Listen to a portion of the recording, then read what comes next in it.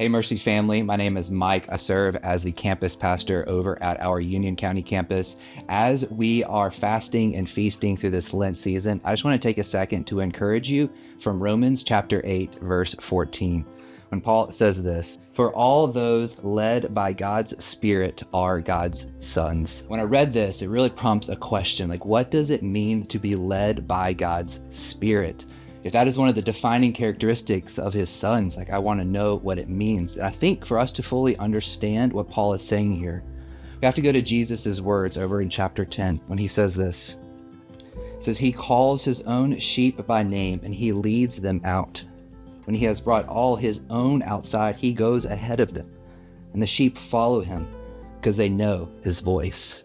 And I was trying to explain this concept to my daughter, my 7-year-old daughter. We're going through the book of Ephesians in the morning together. She has a lot of questions about the Holy Spirit and how he works. I was explaining to her, I was like, that voice in your head that speaks to you when you're about to do something really mean to your sister and it stops you. She kind of giggled and nodded along. And I was like, that voice that you felt sad when we drove past that homeless person and it prompted you to stop and to pray for that person. She agreed. She said, "Yeah, I know that voice." And I told her that is the Holy Spirit. He will convict you. He will counsel you. He will tell you what to do. And listening to his voice is what it means to be led by his Spirit.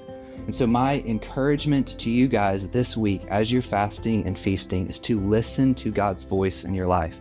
Watch how it accords with his word, and listen, and not just listen to it, but just like Jesus says, follow the great shepherd out. Listen to his voice and obey. So this week, when God tells you, hear the voice in your head that tells you to share the gospel with that coworker, listen and obey. When God's voice tells you to do something radically generous in response to the gospel, listen and obey.